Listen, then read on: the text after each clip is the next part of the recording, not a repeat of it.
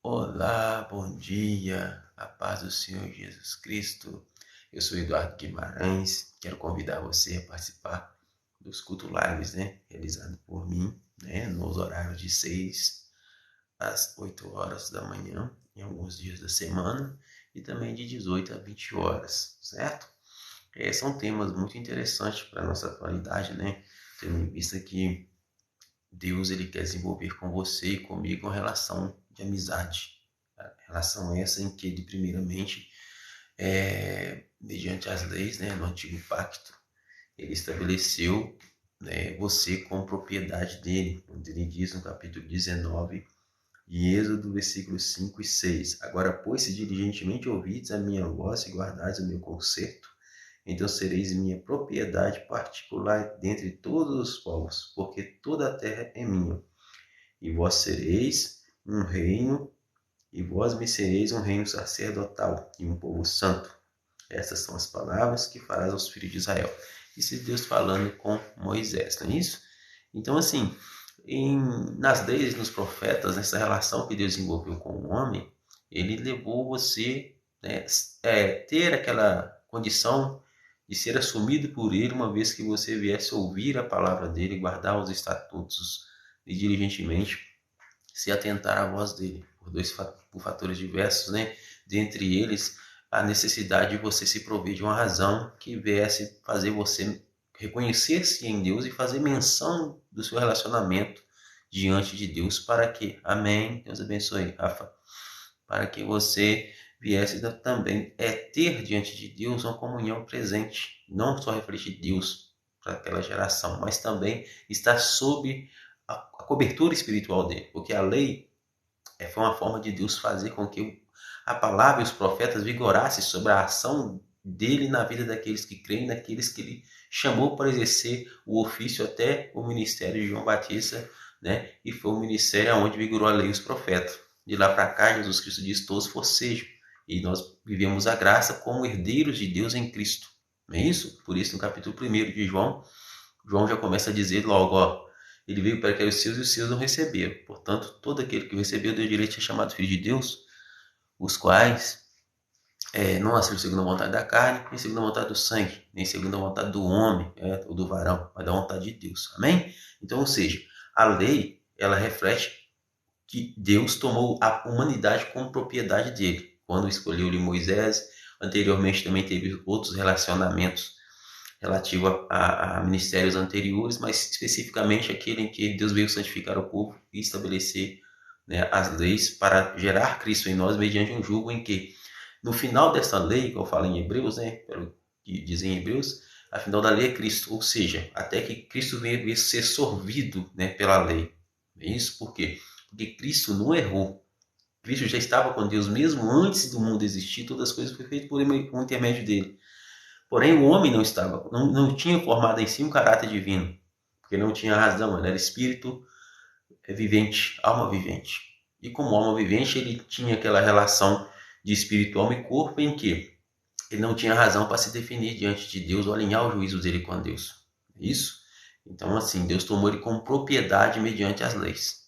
E em Cristo, Deus fez ele herdeiro, nos fez. Por quê? Porque na promessa feita para Abraão, o herdeiro haveria de ser Isaac. E esse Isaac, segundo o ministério de Paulo, vem a ser Cristo. Está lá em Gálatas 3, A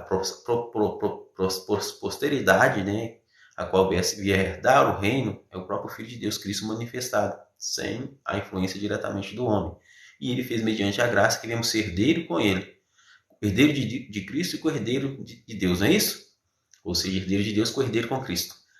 Por quê? Porque somos filhos. Deus, na graça, você já não tem a relação de propriedade de Deus somente. Você agora tem Deus como herança em Cristo Jesus. Porque todos, quando receberam, deu o direito de ser chamado filho de Deus, os quais não nasceram segundo a vontade da carne, nem a vontade do varão, nem a vontade do sangue, mas a vontade de Deus. Então essa é a graça que nos justifica como feitura sua. Pelo que Paulo fala no capítulo 2 de Efésios, versículo 8 e 10. Eu sempre falo isso porque para mim é o marco mais importante da graça. Não é aquele favor imerecido que as pessoas falam, não, a graça é favor imerecido. Mas quem fez esse favor para você? Quem fez esse favor para mim? Se todos pecarem, destituídos estão da glória de Deus. não foi o homem, não é isso? E no capítulo 2 de Coríntios, capítulo 2, não, segunda carta de Coríntios, capítulo 5, Paulo chega a dizer que Deus estava em Cristo, reconciliando o mundo consigo, não atribuindo pecado ao mundo. Isso quer dizer que Deus, Cristo já estava no mundo, Cristo não pecou, não errou. O homem pecou porque o homem precisava de investir de Deus mediante a ciência da lei e dos profetas, para depois ser sorvido por ela. Por isso que Cristo se manifesta, porque o verbo se faz carne e se manifesta, para que você viesse ser resgatado. E, uma vez feito abaixo dos anjos, né, e o próprio Deus se manifestou no homem perfeito, santificado por ele, para a salvação da humanidade, a quem, né, deveria de herdar o reino do céu, onde toda a família tomaria o reino do céu como herança, pelo poder que há no nome de Jesus. Então, a finalidade do Evangelho de Deus para a sua vida é trazer não só a sanidade de Cristo mediante a santificação pela palavra, mas também um novo homem nascido da água e do Espírito, pelo batismo, né, pela palavra, que faz com que você se entenda, esteja em Cristo, cumprindo o capítulo 7 de João 15, né?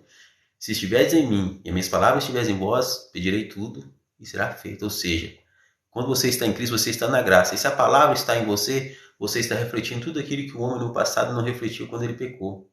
Não comereis o fruto do conhecimento do bem e do mal. Ele não refletiu isso, pecou. E Deus tratou o homem todo em off, se a gente for ver bem a verdade.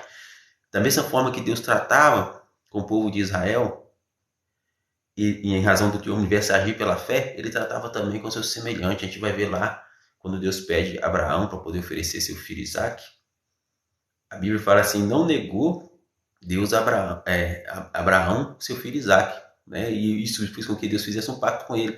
Mas a mesma razão pela qual ele ouviu Deus e ofereceu o filho Isaac, e Deus proveu o cordeiro para que ele não viesse fazer as mesmas coisas que os demais fizeram, a gente vê também que aqueles que ofereciam ali, mediante aos micons, aos Acera, aos Astarote, principalmente ali os Moabitas, né, que eram os Moloques, ofereciam os filhos, né, a ponto de mesmo da Bíblia retratar em uma determinada guerra de Edom contra os Moabitas, que um determinado rei, né, dos Moabitas pegou o seu primogênito e sacrificou ele sobre o muro.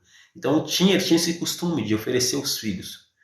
Porém, qual que é a diferença entre Abraão e o rei dos Moabitas? É que, diante de Abraão, Deus tinha achado nele um coração reto. Ou seja, tudo estava em off. Por quê? Porque no final da razão, o que fez com que a graça de Deus cobrisse Abraão não foi a atitude necessariamente do homem. Foi da graça mesmo. Por quê? Porque a graça que estava ali fala o seguinte, que Abraão não negou Isaac a Deus. Assim também, quando aqueles povos que eram pagãos ofereciam os filhos, chegavam a finalizar todo o processo de sacrifício, partiu o filho pelo meio, igual aconteceu lá diante dos Moloch, daqueles que adoravam Moloch, né, que eram os Moabitas, e também diante, né, do povo de Israel, né, que fugiu diante da face daquele povo quando eles fizeram essa atrocidade, né, aquele rei fez aquela atrocidade, sacrificando seu filho. Então, no caso de Abraão foi diferente, quer dizer, ele finalizou simbolicamente diante de Deus, ele estava disposto a entregar Isaac, mas para Deus, ele tratou tanto, a gente vê, mediante a razão de um e a razão do outro, ficou tudo em off. Por quê? Porque se Abraão entregasse, ele fazia a mesma coisa que os Moloch não faziam.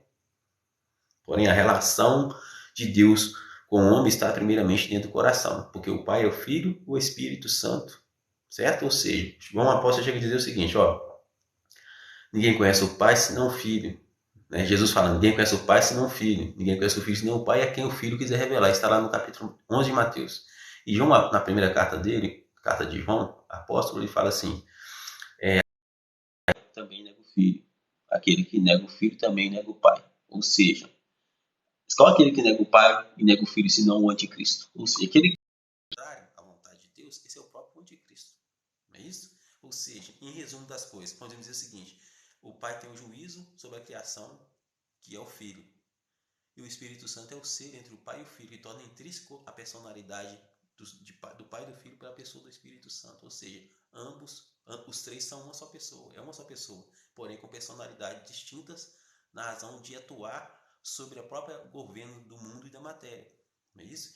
E a gente vê que quando o homem e Deus eles se fundem no sentido de ter uma relação diretamente realizada pelo Criador, acontece igual aconteceu quando Deus cria para o homem e a mulher. O homem adormeceu, certo? Veio Deus e criou um ciclo de dependência já no jardim. Da mesma forma também houve também a rebeldia dos anjos, que tentou tomar o governo.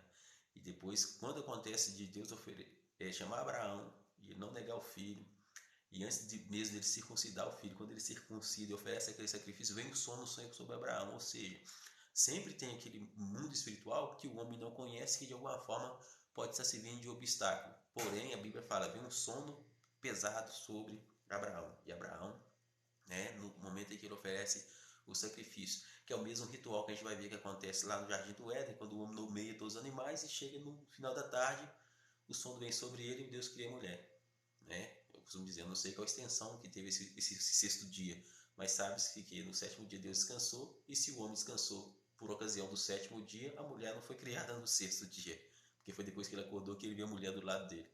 E para poder ser no sétimo dia, Deus tinha descansado. Então ficou uma incógnita aí que só Deus pode explicar também, né? Mas para a glória de Deus, a gente entende que o Senhor Jesus até do sábado é Senhor, amém? Então a gente entende nesse sentido. E diante de Abraão não foi diferente, é diferente que ele partiu aquelas aves e ofereceu a Deus em sacrifício. E veio o som da mesma forma que aconteceu em relação a Adão. E a gente vê essa relação de Deus com o homem se desenvolver pela obediência, por quê? Porque é uma forma de você identificar o seu estado de espírito em você. Por exemplo, se o homem não consegue ter uma alma que sente a dor do corpo, ele não tem como ativar o espírito dele para poder buscar a Deus. A mesma coisa é o espírito, se não sentir a presença conosco. Não é isso? Teve certa feita um profeta chamado Balaão, ele profetiza dizendo que, que o rei de Israel será superior a Agag. Agag veio ser o rei que o próprio Saul ele poupou diante da guerra, né, contra os amalequitas. E como em Moisés, antigamente, a Bíblia diz que o Senhor disse que sempre vai haver guerra, né, do Senhor contra os amalequitas. E houve aquela relação ali, né, em que o povo poupou não só o melhor do gado, mas também poupou o rei Agag. E ele começou a causar confusão entre Samuel, o sentimento de Samuel e o sentimento de Saul. Por quê? Porque a gente vê que é Deus formando o coração do homem, de alguma forma, aquilo que haveria de ser aperfeiçoado em Davi. Não é isso? Porque qual é o referencial que te faz com que devemos estar santificados pela palavra? Não é o amor? O vínculo do amor? Então a gente vê que o homem não tinha razão, não tinha fundamento. E eu provo isso na palavra, por quê? Porque tem um certo profeta velho que ele desviou um profeta que foi enviado a Jeroboão e profetizou contra o altar. E a Bíblia falou assim, não passe, não volte pelo mesmo caminho, não passe na casa de ninguém, não coma coisa alguma. Esse profeta foi ouvir um tal de profeta velho. Esse profeta velho descaminhou ele. E o que prova que, na época da lei, Deus assumiu por propriedade aqueles que guardavam a lei e diligentemente ouviam a voz dele. Esse profeta não ouviu. Ou seja, ele tinha razão porque ouvia a palavra de Deus, mas não tinha em si a propriedade da graça que veio ser estabelecida em Cristo, porque Cristo ainda não tinha se feito homem para poder fazer com que ele viesse herdeiro de Deus. E a Bíblia fala, todos forsejam, né? Todos forsejam, nós somos herdeiros de Deus, né? E co-herdeiro com Cristo. No velho pacto nós éramos o quê? Propriedade. Em Cristo nós somos herdeiros. Então a diferença de ser herdeiro é que você forceja pela obediência e que o seu relacionamento ao Pai, pelo poder que é no nome de Jesus, na aliança que você faz quando você forceja, inclusive levantando a sua mão e aceita Jesus como Salvador. Ele toma você com propriedade.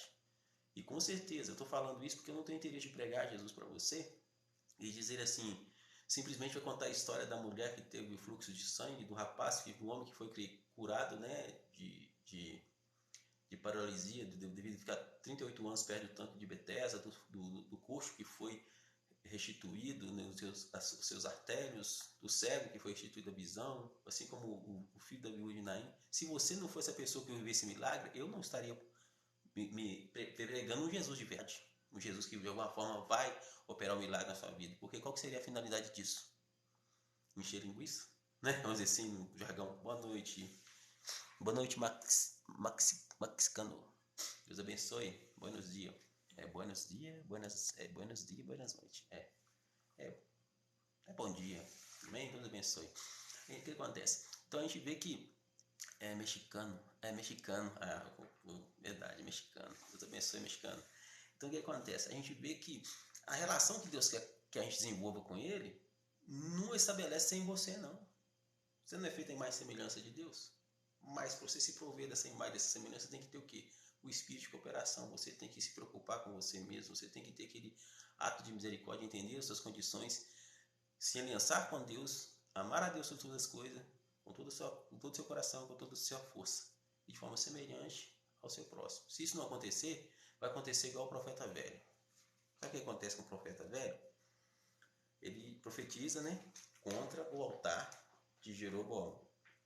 E no caminho foi dito que não passasse na casa de quem quer que seja, nem voltasse pelo mesmo caminho.